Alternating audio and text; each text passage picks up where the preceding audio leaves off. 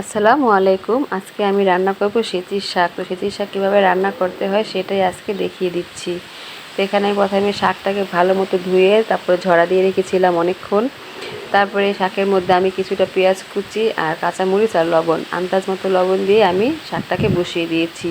কারণ শাক কাঁচা থাকতে অনেকগুলি দেখা যায়, যখন রান্না হয় তখন অল্প হয়ে যায়, এজন্য শাকের মধ্যে লবণ ওইভাবেই দিতে হবে। তারপরে আমি শাকটাকে বাগার দেব। তো আমাদের অঞ্চলে বাগার বলে, কাদের অঞ্চলে কি বলে অবশ্যই কমেন্ট করে জানাবেন। তো এখানে আমি শুকনো মরিচ দিয়েছি প্রথমে, তারপরে দিয়েছি রসুন আর পেঁয়াজ। তো একটু বাদামি রঙ হয়েছে পরে ওই সিদ্ধ শাকটাকে আমি বাগার দিচ্ছি। তো শাক সিদ্ধ হয়ে অনেক কমে গেছে, ছোট্ট একটা কড়াইয়ের মধ্যে আমি বাগার দিলাম। তো এই শাক নিজের হাতে তুলে এনেছি, ওই ভিডিও আপনাদেরকে আমি দেখিয়েছি, আর কিভাবে রান্না করলাম সেটাও আজকে দেখিয়ে দিলাম। তো আমার শাক রান্না করা কমপ্লিট। তো এই ছিল আজকে আমার শাকের ভিডিও। তো আমার ভিডিও ভালো লেগে থাকলে অবশ্যই পেজটাকে ফলো দিয়ে রাখবেন নতুন নতুন ভিডিও দেখার জন্য। তো সবাই ভালো থাকবেন। আল্লাহ হাফেজ।